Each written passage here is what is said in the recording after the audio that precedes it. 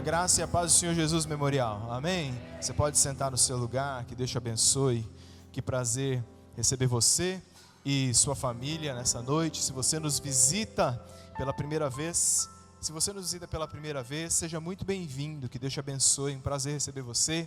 Você que nos acompanha em casa, coloque aí nos comentários de onde você está acompanhando a Memorial. Pode fazer também seu pedido de oração, para que a gente possa saber quem você é e como nós podemos te servir. Vamos lá, vamos aos trabalhos. Nós estamos numa série de mensagens chamada Bem Casado, Bem Casado. Algumas pessoas me disseram assim: pastor, vai pregar só para os casais o mês inteiro? E eu disse assim: dava para pregar o ano inteiro. Mas fica tranquilo que ao longo dessa série de mensagens vai sobrar para todo mundo. Tem aí conceitos de bênção e de graça para você que também está solteiro, para você que é viúvo, para você que talvez esteja divorciado, para você que está pensando em se casar. Então, nós vamos distribuir algumas coisas hoje, com certeza podem abençoar você. E hoje, na semana passada, nós falamos sobre João, capítulo número 2, sobre a alegria no casamento. E hoje nós vamos falar sobre como ter um grande casamento. Como ter um grande casamento. E para isso eu convido você a abrir a sua Bíblia em Provérbios, capítulo número 1. Provérbios, capítulo número 1, versículos de 2 a 5. O texto também será projetado. Provérbios, capítulo 1, versículos de números 2 a 5. Diz assim a palavra do Senhor: para aprender a sabedoria e o ensino, para entender as palavras de inteligência, para obter o ensino do bom proceder, a justiça, o juízo e a equidade, para dar aos simples prudência e aos jovens conhecimento e bom siso. Ouça o sábio e cresça em prudência. Feche os seus olhos, vamos orar. Senhor Jesus, muito obrigado por estarmos aqui hoje à noite. Pedimos que os próximos minutos Teu Espírito Santo guie nossos corações através da Tua palavra e que ela nos santifique, porque Jesus disse e orou assim, que o Senhor haveria de nos santificar pela Tua palavra. E eu te peço que ela possa produzir casamentos santificados para a glória do Teu santo nome e possa produzir grandes casamentos. É a oração que eu faço em nome de Jesus. Amém, Senhor. Amém.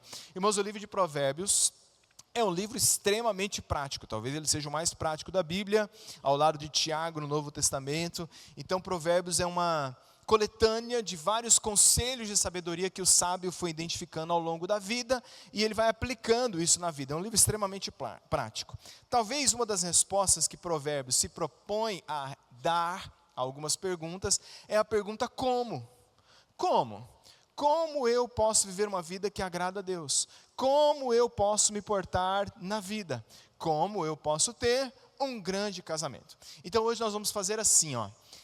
Imagine comigo que você vai acessar uma base de dados, que você vai fazer a sua pesquisa. Hoje a maioria de nós acessa o Google, e a gente faz lá uma pergunta e espera o Google responder. Hoje nossa base de dados vai ser Provérbios, e a gente vai perguntar para Provérbios como ter um grande casamento. Vamos ver o que sai, vamos ver quais são as respostas que Provérbios vai dar para nós. Essa vai ser a nossa base de dados, nosso Google hoje à noite.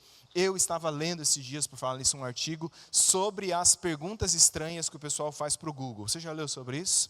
Então o pessoal pergunta muitas coisas para o Google, eu pensei em algumas só. Por exemplo, alguém perguntou para o Google assim: por que meu umbigo fede?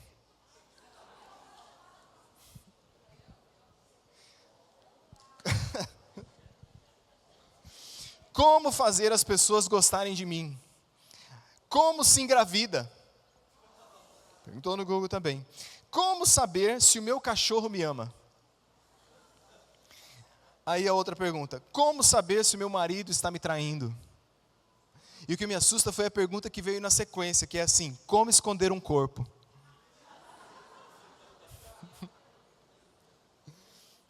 Então, é como se a gente perguntasse para Provérbios hoje: como eu posso ter um grande casamento? E é óbvio que eu não tem como esgotar toda a sabedoria de Provérbios uma palavra de alguns minutos. Mas hoje eu quero falar sobre 4 coisas com você. Eu vou falar sobre fé, perdão, amizade e diversão.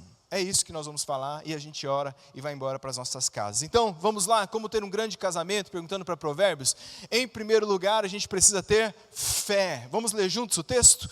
O temor do Senhor é o princípio do saber, mas os tolos desprezam a sabedoria e o ensino. Provérbios 1, versículo de número 7. E nesse texto, o autor, o sábio, está nos falando sobre princípio. Se você vai começar alguma coisa, você precisa começar com Deus. O princípio é Deus. Diz a palavra do Senhor, no princípio criou Deus, os céus e a terra. E essa é a ordem certa da vida. Primeiro Deus, depois o homem. Primeiro Deus, depois a mulher. Primeiro Deus, depois o casamento. Primeiro Deus, depois os filhos. Sabedoria, construir grandes histórias ou construir grandes casamentos é por Deus em primeiro lugar, é ter uma vida de fé. Primeiro Deus, depois minhas finanças. Primeiro Deus, depois minhas viagens. Primeiro Deus, depois meus projetos. Primeiro Deus, é um princípio de vida, é organizar a vida a partir do temor do Senhor. É ser uma pessoa que vive na fé. Então, o temor do Senhor, como que eu posso dizer isso para você? Ele é aquilo que está abraçando todo o conteúdo do texto de Provérbios. Tudo está debaixo dessa proteção, desse guarda-chuva do temor do Senhor. E foi pensando nisso que eu trouxe algo para tentar explicar para você esse negócio do que é temor do Senhor. É o seguinte. Muito bem. Temor do Senhor, no livro de Provérbios, é mais ou menos isso aqui. Tá bom? Ele está dizendo assim que bem-aventurado, feliz é aquele, o sábio é aquele que coloca a sua vida debaixo do temor do Senhor. Então eu ando no temor do Senhor todos os dias. Eu não ando de segunda a sábado, relax, sossegado, e chega domingo, eu coloco a minha roupa de temor do Senhor, minha roupa de ver Deus, mudo meu vocabulário, mudo o jeito que eu olho para as pessoas. Não é, eu estou o tempo inteiro andando no temor do Senhor. Amanhã eu vou para o trabalho e eu vou como, irmãos? No temor do Senhor. Eu vou chegar em casa, vou lidar com a minha esposa, e como eu vou fazer? No temor do Senhor. Eu vou viajar, e eu vou ficar longe do meu esposo e da minha esposa. E ninguém me conhece, e ninguém sabe quem eu sou. Como que eu vou, irmãos? No temor do Senhor. É por isso que o livro de Provérbios talvez nos daria outras respostas, como por exemplo, feliz é o homem constante no temor do Senhor. Ele não fica entrando, saindo, está parecendo aqueles bonecos de Olinda, né? Não é assim que ele faz, ele anda no temor do Senhor. Algumas pessoas, especialmente talvez mais na nossa juventude, ou quando a gente ainda é novo na fé, a gente enxerga o temor do Senhor como uma proibição, como uma restrição. Mas eu não posso nem tirar a mão para cá, que vai cair um raio na minha cabeça. E o temor do Senhor, ele não é uma restrição. O temor do Senhor é uma proteção. O temor do Senhor é a proteção que eu trago sobre a minha vida. Porque no dia que começa a chover, o que você procura? Uma proteção. Quando você vai lá na praia e está todo mundo assando debaixo daquele sol, você procura uma proteção onde você possa se colocar. E esse é o milagre do temor do Senhor. Porque o temor do Senhor gera um ambiente aqui dentro diferente do que está lá fora. Por que estão todos os casamentos molhados, encharcados, todo mundo, e o seu está sequinho, bonitinho? Porque eu estou andando no temor do Senhor. Por que esses casamentos estão tudo derretendo no sol, todo mundo com a cabeça quente, e o seu casamento com a cabeça fresca? Porque eu estou andando no temor do Senhor.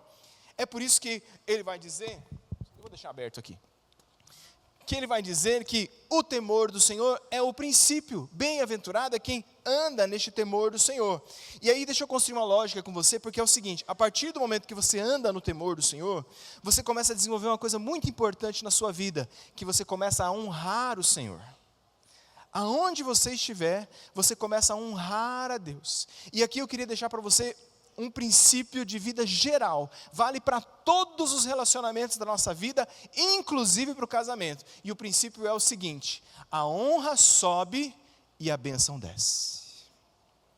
Esse é o princípio. A honra sobe e a bênção desce. É por isso que o Senhor sempre nos chama a honrar os relacionamentos. Nós vivemos dias de rebelião, de loucura, de desonra. Deus quer abençoar o seu casamento. Amém, irmãos? Só que Deus não abençoa comportamento rebelde. Deus não abençoa rebeldia. Deus não abençoa desonra. Deus abençoa a honra. É por isso que tem textos relacionais da Bíblia que sempre a palavra honra vai aparecendo. O próprio livro de Provérbios vai nos dizer: honra ao Senhor com os teus bens e com as tuas primícias de toda a tua renda. A honra está subindo, e a bênção está descendo, e se encherão fartamente os teus celeiros, e transbordarão de vinho os teus lagares. Êxodo 20, honra teu pai e a tua mãe, para que se prolonguem os teus dias na terra, que o Senhor Deus te dá. Percebe a honra subindo e a bênção descendo? Diz Hebreus, capítulo número 13, versículo 4, digno de honra, entre todos, seja o matrimônio, bem como leito sem mácula, porque Deus julgará os impuros e os adúlteros.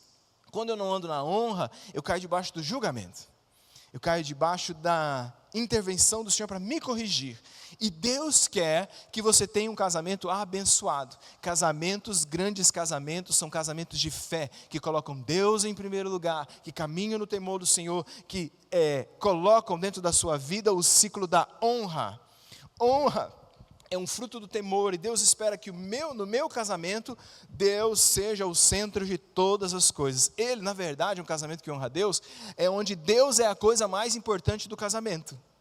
Deus. Qual é a coisa mais importante da minha relação com a minha esposa?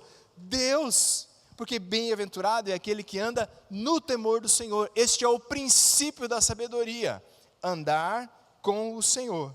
Pode ser que você chegue aqui hoje à noite, e você diz assim: pastor, eu não comecei assim.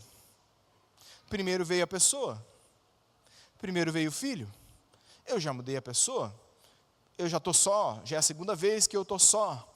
A boa notícia para você é que o Deus da Bíblia é um Deus de novos começos. É um Deus que acolhe aqueles que dizem: a partir de hoje eu quero honrar o Senhor com a minha vida. Um grande casamento é um casamento onde Deus é a peça central, é um casamento baseado na fé. Traga a fé para dentro da sua casa em nome de Jesus. O que mais Provérbios nos diria se a gente perguntasse como ter um grande casamento? Ele diria para nós: perdão. Vamos ler o texto juntos? O que encobre a transgressão adquire amor, mas o que traz o assunto à baila separa os maiores amigos. Encobrir a transgressão aqui não é esconder, vamos fingir que não aconteceu nada. Não. É realmente trazer perdão. Esse é o sentido do texto. Aquele que o amor cobre uma multidão de pecados. É dessa ideia de perdoar. Então, sobre perdão, eu preciso falar algumas coisas para você. Primeiro, eu preciso falar sobre a realidade. E a realidade é o seguinte: vamos fazer um rápido diagnóstico aqui. Quantos aqui são pecadores? Ok. Tem alguém que não levantou a mão? Tem gente com a mão levantada ainda. Ok. Ok. Quantos aqui casados são casados com um pecador? Os homens olharam e falaram: eu posso levantar? Posso? Vamos lá, tá tudo bem. Quantos aqui são casados com um pecador? Pode levantar, amor, a mão. Isso. O diagnóstico é muito simples. É porque eu sou pecador. Seu cônjuge é pecador? Com certeza, pastor. Ele só não assume, mas ele é um pecador. O diagnóstico é o seguinte: nós erramos, nós falhamos. Provérbios, vai nos dizer, Provérbios capítulo número 20. Quem pode dizer: purifiquei meu coração, limpo estou do pecado? O que ele está dizendo é: quem pode dizer que não peca? A palavra diz: se dissermos que não pecamos, pecamos. Se dissermos que não mentimos, mentimos. Então todos nós somos pecadores, nós somos pessoas que erram. O grande lance que eu percebo nos casamentos é que às vezes a gente é mais consciente do erro do outro do que do nosso erro.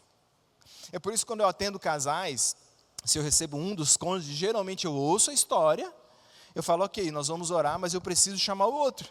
Eu preciso ouvir os dois lados da história, porque toda história do casamento tem dois lados. Se você abraça um lado só, é a nossa tendência. A gente tende a maximizar o erro do outro e a minimizar os nossos erros. Ele peca, eu no máximo falho, né? No máximo eu cometo um equívoco. Então, os dois vão se machucar. A gente tem que ouvir os dois lados. E é por isso, se a realidade é que somos pecadores, dentro do perdão tem outra realidade, que é a realidade do arrependimento. O livro de Provérbios nos diria assim: o sábio é cauteloso e desvia-se do mal, mas o insensato encolera-se e dá-se por seguro. Então o sábio é aquele que diz, eu vou parar de fazer, eu vou me arrepender, eu vou me desviar do mal. O tolo não, o tolo mete o pé no acelerador e segue nessa estrada, nasci assim, vou continuar fazendo assim, me conheceu, eu já era assim, eu não preciso mudar, e ela agora que aguente, ele agora que aguente. Opa, o quê? O sábio é aquele que diz, eu preciso revisitar meu caminho, eu preciso mudar algumas coisas, eu preciso me arrepender. Sabe por quê? No casamento, talvez você nunca ligou essa chave, mas você já viu ela, talvez que inconscientemente. A gente percebe que na vida, não é só o que nos fazem, é também quem nos fez. Se você é destratado por alguém que você nem conhece, por alguma coisa, o que fulano é para falar assim comigo? Ok, é uma chateação de 1, 2 minutos, você vai embora, a vida que segue. Agora, se o seu cônjuge, se o seu esposo, se a sua esposa te tratar daquela mesma forma, a ferida fica enorme, sim ou não? Como assim? Como que ele me trata desse jeito? Porque a gente entregou o coração. E agora aquela pessoa tem o poder também de nos ferir. Tem gente ferida no casamento, que 3 da manhã acorda com aquilo, tirando o ar, incomodado com aquilo que está acontecendo dentro do seu casamento. Então você pode anotar se você quiser, qualquer casal, antes de perder a paixão, perdeu o arrependimento e o perdão. A perda da paixão é só consequência de um casamento onde não existe arrependimento e onde não existe perdão. E eu vou ensinar para você hoje. Arrependimento é dizer, eu errei. Diga comigo, eu errei. Mais uma vez, não dói. Eu errei. Tem gente dizendo assim, pastor, pode ser mais uma vez para eu filmar? Só para eu guardar de recordação. Eu errei. Arrependimento é dizer, eu errei, eu pisei na bola, eu fui um crápula, eu fui injusta com você, o erro foi meu, me perdoa. E o que é perdão então? Se a realidade é que a gente peca, se é necessário o arrependimento, o que é perdão? Perdão é dizer, eu não vou mais punir você. Isso é perdão. Por que nós recebemos perdão? Porque Deus decide não nos punir mais. Jesus foi punido. E quando Jesus é punido para nos perdoar, eu agora encontro na punição de Cristo força para não mais punir você pelo seu erro. Isso é perdão. Quem diz que perdoou e continua punindo a pessoa, você ainda não perdoou. Perdão é dizer, eu abro mão do meu direito de exercer qualquer tipo de punição sobre você. É por isso que o perdão traz para o casal restauração. O ambiente de perdão é um ambiente de restauração. O livro de Provérbios vai nos dizer, a desventura persegue os pecadores, mas os justos serão galardoados com o bem. Quando na sua casa você quebra esse ciclo de ira, esse ciclo de não arrependimento, de não perdão, o seu lar começa a ser galardoado com o bem da parte de Deus. A vida de Deus começa a fluir dentro da sua casa. Quebre esse ciclo. Eu estava lendo há um tempo atrás uma pesquisa de um camarada, um pesquisador americano chamado John Gottman. Ele é um sociólogo muito famoso nos Estados Unidos nessa área de relacionamentos, e ele fez um experimento durante alguns anos. Ele criou lá um apartamento, todo o ambiente, para ele observar os casais. Ele colocava lá os casais e os expunha a realidades do dia a dia para ver como que eles se comportavam. E depois de anos de observação, ele começou a identificar, pelo comportamento daqueles casais, quais eram os casais que estavam mais propensos a se divorciar. E ele chamou isso de os 4 cavaleiros do apocalipse do divórcio. É a pesquisa, você pode procurar, tá bom? Os 4 cavaleiros do apocalipse do divórcio. E aí, antes de colocar os 4, ele diz que tem uma coisa em comum. Pode variar os 4 pontos, mas tem uma coisa em comum. Todo casal propenso a se divorciar, eles têm começo difícil. A relação deles, seja o que for, não começa fácil, não é fluido. Tem sempre uma dificuldade em entrar num assunto. E aí ele coloca esses termos. Quando eles vão conversar, geralmente nesses casais aparecem aqueles termos. Você sempre... Porque você sempre faz o que você quer. Outro termo que aparece, você nunca faz aquilo que eu quero. Começos difíceis. Outro termo que aparece nesses casais você deveria, você tinha, e aí abre o pergaminho de Moisés e começa, você tinha, não. Quer ver outro termo que aparece nos começos difíceis? Você é igualzinho. Aí traz a mãe e o pai para a conversa. Meu Jesus amado. Você é igualzinho. Não é assim? Nossa, você é igualzinho, meu amigo. Se ela colocou as mãos no quadril, encomenda sua alma para Deus, liga para o 193 e torce pelo melhor. Sim ou não, irmãos? Quais são esses 4 cavaleiros do Apocalipse do divórcio? Primeiro, crítica. É aquela pessoa que mesmo que alguém faça tudo do jeito que ele espera, ele sempre acha um jeito de criticar. A casa está arrumadinha, ele passa o dedo e fala assim, mas tem pó aqui.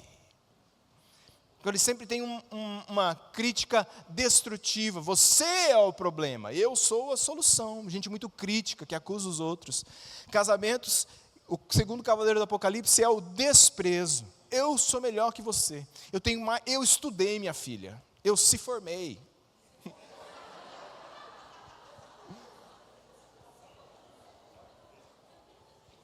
Nem sei como uma pessoa como você conseguiu casar com alguém como eu. Desprezo da história do outro, da posição do outro, da educação do outro, da história passada. O que mais que tem? Defensiva. Quando a gente diz, não foi isso que eu disse, você está distorcendo as minhas palavras, agora quem está chateado sou eu. Eu era uma pessoa muito feliz antes de conhecer, foi você que me estragou.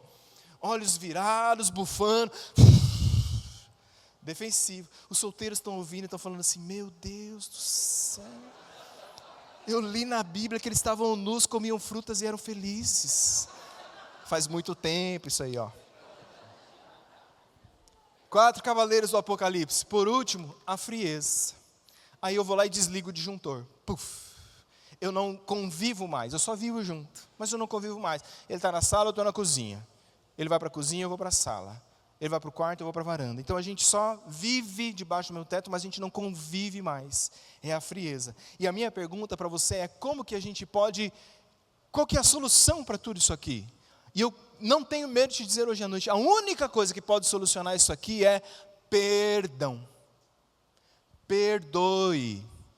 Encerre a dívida. Perca o direito de punir o outro. Larga esse seu espírito de arqueólogo. Perdoe. Pare de trazer as coisas do passado de volta. Sabia que cristianismo qual é a pedra fundamental do cristianismo? É Cristo, pastor, eu sei disso. Mas sabe qual é a atitude fundamental do cristianismo? Perdão.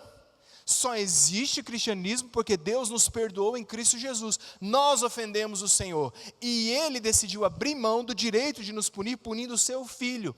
O relacionamento que você tem com Jesus, você só tem porque o Pai te perdoou. Ou seja, só existe relacionamento onde existe perdão. Quer continuar se relacionando com a pessoa que está do seu lado? Perdoe em nome de Jesus, perdoe. E que mais, se nós perguntássemos para o livro de Provérbios, como ter um grande casamento, Provérbios? Talvez ele nos diria, amizade. Vamos ler o texto? Em todo tempo e na angústia se faz o irmão. Algumas traduções dizem, na angústia nasce o irmão. Antes de eu falar da amizade do casal, deixa eu falar para você das amizades, as amizades do casal. Antes de falar das amizades entre o casal. Cuide com as amizades que você tem como casal. Lá em casa, eu e a Flávia, a gente tem alguns acordos velados sobre amizade que funcionam muito bem. Primeiro, por exemplo, eu não tenho amiga. Não tenho amiga. Esse negócio de amizade com sexo oposto, isso é laço do capeta. Chuta que é do cão. Ah, não, eu tenho uma amiga que eu vou se abrir com ela, e eu não sei o quê, e tarará. Não, meu amigo, isso aí é a aparência do mal. Geralmente, traições começam com amizades do sexo oposto. É assim que é. Então a gente eu não tenho amiga, eu tenho amigo. Amiga eu não tenho. Esse é o nosso compromisso, é muito claro. Segundo, meus amigos passam pela aprovação da minha esposa. Eu não trago para dentro da minha vida ou para dentro da nossa vida gente a qual ela se sente desconfortável. Amor, esse cara aí, não gostei da conversa não. Um cara meio bobão, meio...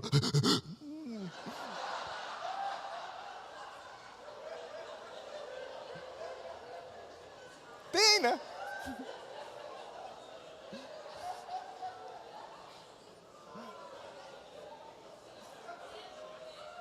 Essa parte ela não fez, só o bobão. Jamais. Minha esposa é uma lady. Pô, esse cara, essa conversa estranha, uns comportamentos esquisitos, o jeito que eles fazem, né? A mesma coisa para você, irmã. Mesma coisa. Amor, você não curti muito essa fulana de tal aí, não. Meio esquisita, meio feminista, meio progressista, umas ideias esquisitas sobre casamento. Vai andar com ela por quê? O que ela vai te agregar na sua vida? Então, as minhas amizades passam pelo crivo dela e as amizades dela passam pelo meu crivo. Ah, pastor, mas e agora? Uai, você casou. Casou, é um núcleo que vocês têm que proteger. Dizer, mas pastor, assim vai dar para ter amigo. Não é assim? É que a gente banalizou amigo. Aquele pessoal que segue você na sua rede social, deixa eu te dar uma notícia, eles não são seus amigos. Não são. Você pode ter seguidores, você pode ter muitos colegas, você pode ter muitos companheiros, muitos conhecidos, mas amigos a gente conta nos dedos da mão e olhe lá. Amigo é outro nível de relacionamento. Então, terceiro, quero dizer, agora como casal, a gente escolhe bem as nossas amizades. Como casal, a gente não é amigo de todo mundo. A gente pode estar com todo mundo, mas a gente não é amigo de todo mundo. Provérbios vai nos dizer, Provérbios 13:20, quem anda com os sábios será sábio, mas o companheiro dos insensatos se tornará mal. E às vezes eu vejo que tem casal que não tem o crivo, o prumo, faz amizade com casais tolos. E se você anda com gente tola, adivinhe, você vai aumentar a sua tolice. Você se torna uma pessoa, desculpa a palavra, não quero ofender ninguém, uma pessoa mais besta. Fala assim, meu Deus do céu, está ficando cada dia mais raso. Cada dia a conversa está ficando mais difícil. Então, eu tenho um princípio de vida, serve para todos os relacionamentos também, que é o seguinte. Você deve ministrar aos tolos e andar com os sábios. Princípio de vida. E os tolos, pastor, eu ministro. Ensino, vejo se tem alguma esperança de salvação. Vai falando, vai lançando palavra de sabedoria. Lê esse livro, fulano. Não faz assim não. Caminha por aqui, não trata a sua esposa assim não. Lê isso aqui, já leu isso aqui, já orou, já pensou sobre isso. Eu ministro. Agora, andar, partilhar a vida, é com os sábios. Porque quem anda com gente sábia, se torna mais sábio. Vocês como casal, se anda com casais sábios, gente que quando se senta na mesa, enche o seu coração, fala, poxa, como que a gente sempre aprende alguma coisa com eles? Ou você está assim, amigo dos tolos, porque quando a gente está amigo dos tolos, a espiral da tolice vai tomando conta do casamento. Então, como eu disse para vocês, eu não tenho amiga, mas eu tenho uma melhor amiga, e a minha melhor amiga é a minha esposa. Essa é a minha melhor amiga. Obrigado, mãe.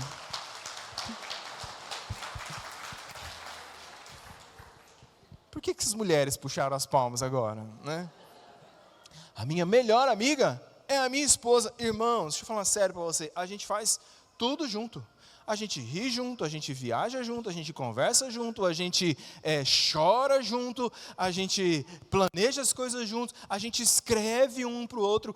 A pessoa que mais tem mensagem no meu celular é para minha esposa. Chega fim do dia, tem um monte de mensagem, a gente se liga, a gente se fala, a gente troca ideia quando eu tenho qualquer dúvida sobre qualquer coisa. É com ela que eu falo, é ela que corrige meu sermão. Eu tenho que ter alguém que fala, acho que essa parte não foi boa. Certeza que ela vai me dar um ralo do... Amor, não pode fazer essas coisas. Já passou dos 40 anos. Certeza que ela vai me dar esse ralo, desculpa. Ela é minha amiga. Ela é minha melhor amiga. Nós andamos juntos, ela é minha parceira de história. E o seu esposo, a sua esposa, deveria ser o seu melhor amigo. De verdade. A pessoa com quem você mais fala sobre tudo, fala sobre seus medos, fala sobre suas alegrias, fala sobre os seus sonhos. Por quê? 2 perguntas que seus filhos deveriam poder responder afirmativamente. Primeiro, meus pais eram cristãos? Tomara a Deus que eles possam dizer sim. A segunda pergunta que eles deveriam poder responder positivamente é, meus pais eram amigos? Tomara que eles possam dizer sim. Meus pais eram amigos. Irmãos, a amizade simplifica as coisas, sim ou não? A amizade simplifica as coisas. Primeiro que a amizade extingue a personalidade dominadora do casamento. Quando um quer se impor sobre o outro. Eu que sei, eu que faço. Se ela é sua amiga, se ela é seu amigo, baixa a bola. Fala, não, o que você acha? que você pensa? O que é melhor? A amizade torna as conversas mais fluídas. Quando você está num lugar que você não tem nenhum amigo, está numa roda de pessoas estranhas, você não sabe como você se comporta, você não sabe se você conta uma piada, como que você fala. Quando é seu amigo, você fica medindo o seu comportamento, sim ou não? Não fica, é meu amigo. Sabe aqueles amigos que você tem que, depois de um ano sem se falar, você pega a conversa de onde parou? Faz um ano que você não vê ele, aí você continua a conversa de onde parou, porque ele é seu amigo, ele não fica assim, faz um ano que você não me escreve. Isso não é amigo, isso é um chato de galocha. Casamento é assim, casamento tinha que ser mais fácil, mais simples, mais fluido. Quando a gente é amigo um do outro, o ambiente da casa fica melhor. O amigo tem aquele poder de transformar os dias bons em 2 vezes melhores. E de transformar os dias maus na metade da dor. Isso é a amizade, irmãos. 3 tipos de casamento. 3 tipos de casamento. Primeiro, costas com costas. Costas com costas. Ela começa a falar, você fala com as minhas costas. Ele começa a falar, ela fala aqui, ó, fala com as costas aí. Vão dormir à noite, que é a primeira coisa que vocês fazem? Costas com costas, deixa um espaço para o capeta no meio dos dois aqui. Costas com costas. Tem. Segundo tipo de casamento, ombro a ombro. E esse é a funcionalidade do casamento. A gente tem que estar ombro a ombro e a gente tem que lutar, tem que batalhar, fazer uma parceria. E deixa eu falar isso assim, isso não é com vanglória, mas eu e minha esposa, a gente forma uma parceria que é o seguinte, a gente pode até não estar muito bem, porque tem época que a gente não está muito bem. Mas surge um problema, surge um negócio para resolver, a gente já alinha, já reagrupa, ombro a ombro, fala, o que a gente tem que fazer? Começa a remar no barco, você vai para lá, você vai para cá, você faz isso, faz aquilo, a gente aperta daqui, abre lá, fala com fulano, fala com ciclano, a gente está remando junto no barco da nossa história, ombro a ombro, a gente está resolvendo as coisas da vida.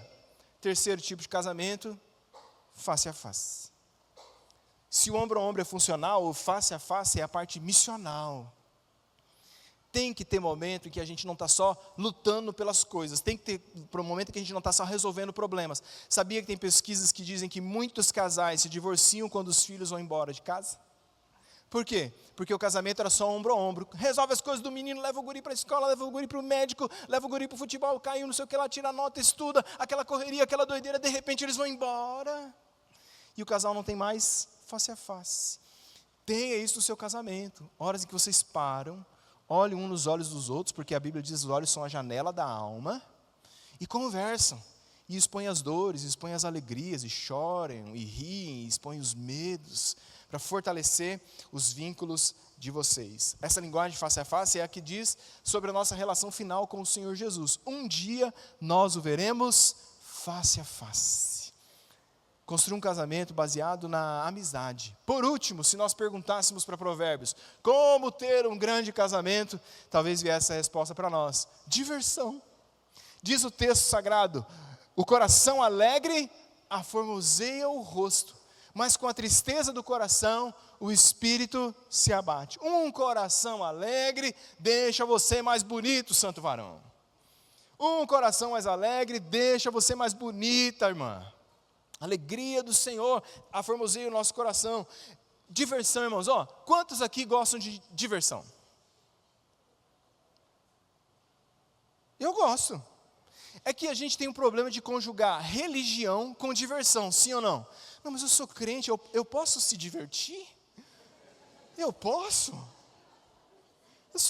Deixa eu falar um negócio desse si, né? Porque o pessoal acha que, gente, eu sei que o certo é si. Quer dizer, mi. Eu posso me divertir, mas pastor, o meu casamento não é diversão, o meu casamento é para a glória do Deus vivo, e eu quero te dizer, você pode se divertir para a glória do Deus vivo, pode trazer a glória de Deus, a presença de Deus para a diversão. Quando você se casou, você convidou as pessoas para uma festa de casamento, é assim até hoje, sim ou não? é uma festa de casamentos. Festa pressupõe que as pessoas estão felizes, a música vai ser boa, a comida vai ser boa, o ambiente vai ser legal, a gente vai se divertir. A gente está dizendo simbolicamente, o que a gente vai viver de hoje em diante é festa, é alegria, é diversão. A coisa tem que ser leve. Então pode ser que é um tempo que lá dentro do seu casamento a diversão não entra mais, está tudo muito pesado, muito carrancudo. Senta na mesa na hora de comer, parece que está velando o frango. Vamos agradecer a Deus por esse frango que deu a vida por nós. Festa, meu irmão, alegria, se divertir para a glória do bom Deus. Diz a palavra do Senhor no livro de Provérbios assim: mas a alegria do coração é banquete contínuo. Provérbios 15:17, melhor é um prato de hortaliças onde há amor, do que o boi cevado e com ele o ódio. O autor está dando uma moral para os vegetarianos, falou, dá para comer salada e ser feliz. É isso que ele está dizendo. A alegria da gente, deixa eu traduzir isso para você assim, não é só sobre o que a gente tem, mas com quem a gente compartilha. Anota isso, pelo amor de Deus. A vida não é sobre o que você tem, mas com quem você compartilha.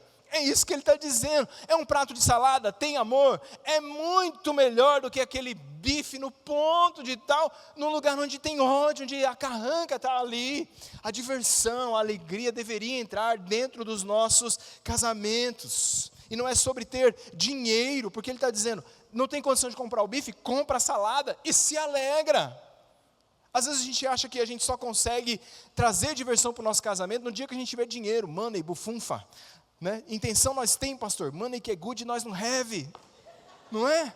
Não tem, pastor, nós estamos quebrados. Deixa eu contar uma história para você, para a gente ir embora. Quando eu e a Flávia casamos, irmãos, eu era quebrado. Eu redefini o conceito de pobreza, você não está entendendo. É sério, eu falo que quando a Flávia casou comigo, o nível de vida dela não caiu, despencou. Você não está entendendo como que era, a gente casou assim, eu era quebrado, ela tinha uma condição de vida, mas a gente fez um acordo de começar as coisas juntas, de conquistar as coisas juntos. Então a gente falou, então vamos viver com o que você tem. E a gente casou sem sofá, casamos sem mesa, cama a gente tinha, tá? Cama e geladeira e fogão, é o que a gente tinha. Toda a minha roupa cabia numa malinha assim, ó. Eu me lembro da minha mudança, meu enxoval. Traz seu enxoval, Cris, uma malinha assim, ó. Todas as minhas roupas estavam lá dentro, quebrado. Casamos, a gente casou apertado, irmãos. A gente estava aqui às vezes no culto à noite, o pessoal vinha e falava assim, vamos sair, vamos em tal lugar. A gente estamos no jejum, na oração. Deus abençoe e tal assim. Saía daqui, passava no Comper, comprava uma lasanha da Sadia, R$ 4,99. Chegava em casa, esquentava a lasanha da Sadia, cortava no meio, servia um quisuco. E é nóis. Aí vamos dormir num lugar diferente hoje? Vamos, jogava o colchão na sala. Vamos. Amor, hoje o jantar é de massas. É miojo de carne de galinha. Mas a gente se divertia. Não é sobre o ter, é sobre o coração da gente. E às vezes, eu não estou dizendo assim que você precisa ser pobre. É melhor se divertir com dinheiro, tá? É melhor. Eu tenho um amigo que dizia, já fui rico, já fui pobre, já fui rico. Rico é melhor. Ok, está tudo certo. Mas o fato é que tem casal, que eles têm tudo. Eles têm casa boa, eles têm carro bom, dormem numa boa cama. Mas o casamento é uma carranca. Não tem diversão, não tem alegria, porque a Bíblia diz que a vida do homem não consiste nos bens que ele possui. Alegria, diversão, é um estado de espírito dentro do nosso coração, da gente poder olhar nos olhos da tristeza e sorrir, da gente poder olhar para as dificuldades que a gente está passando na vida como casal e encarar juntos, e se divertir. Eu testo as minhas piadas com a Flávia, tadinha dela. Mas é a gente, ela me tira, somos nós, a gente precisa trazer esse ambiente da diversão. Benefícios, diversão reduz o estresse. A casa está um estresse, um negócio, acha uma coisa para vocês fazerem, para dar uma baixada. Diversão renova o coração. Às vezes o coração da gente está seco, a gente se diverte um pouco, a alegria volta. Diversão fortalece os vínculos. Fortalece. Quantos amigos você não forjou em volta de um jogo de Uno, jogando um negócio lá assim, aquilo, e a amizade de vocês foi crescendo, não é sobre ter dinheiro. Diversão traz equilíbrio para a vida, porque trabalhar, você vai ter que trabalhar praticamente todos os dias da sua vida, problema você vai ter todo dia da sua vida, o miserável do Satanás vai querer trazer dificuldade, problema para você todos os dias, mas você tem que pôr o pé no freio e dizer assim: nós temos um momento aqui nessa casa, em que a gente se diverte para a glória de Deus. A gente se diverte, é livre, é legal, planeje a diversão. Diversão não acontece, a gente planeja. Problema acontece, mas diversão a gente planeja. Coloque diversão no calendário da família. Sabia que Deus separou um dia para a gente fazer isso? 6 dias eu trabalhando, no 7º ele descansou. Deus não estava cansado, Deus estava se alegrando, contemplando aquilo que ele tinha criado. Você precisa parar de novo e dizer assim: olha a família que a gente tem, olha a casa que a gente tem, olha de onde a gente saiu, olha onde a gente chegou, olha onde estão nossos filhos, olha como está a nossa vida hoje. Se divertir, trazer um ambiente legal para dentro da sua casa novamente. Um dia, e assim eu encerro, nós estaremos numa festa, vai ter um casamento celeste, sabia disso? E esse casamento celeste, ele não vai ser uma carranca, ele não vai ser um funeral, ele não vai ser uma reunião chata, vai ser as bodas do Cordeiro, uma festa de casamento. E nós vamos estar lá, a gente não vai ter mais problema, a gente não vai ter mais eleição, louvado seja Deus, a gente não vai ter mais essas coisas que nos seguem. Quem vai estar lá? Jesus vai estar lá, as ruas serão de ouro, está tudo pronto, Ele pagou o preço, e nós vamos viver com Ele eternamente, aleluia! Fique em pé no seu lugar. Você pode fechar os seus olhos, e nessa noite nós pedimos ao Senhor Deus, nós queremos ter um grande casamento. Se possível, dê as mãos ao seu cônjuge. É assim que nós temos que orar ao longo dessa série. Ore com o Senhor. Ore. E diga: Senhor, eu quero ver o teu reino na minha casa. Um reino de fé em nome de Jesus. Eu quero ter na minha casa um reino de perdão. Eu quero ter na minha casa um reino de amizade, porque Jesus disse: já não vos tenho chamado de servos, mas de amigos. Amigos. Eu quero ter na minha casa um reino de alegria, de diversão. Eu quero que a minha casa seja leve, seja feliz. Eu quero construir na vida dos meus filhos boas memórias, bons momentos em que a gente riu do dia bom, riu do dia ruim, riu das dificuldades, riu das vicissitudes, riu das bênçãos, porque aleluia, a alegria do Senhor é a nossa força. E um coração alegre aformoseia o rosto. Nós queremos rostos mais bonitos dentro da nossa casa, Senhor. Nós queremos que os nossos filhos se lembrem da gente rindo. Eu quero que a minha esposa se lembre de mim com um rosto feliz, um rosto formoso. Que o meu esposo se lembre de mim assim. A vida nunca vai parar de entulhar o nosso casamento, mas na força do Senhor e pela fé, nós podemos construir um grande casamento para a glória de Deus.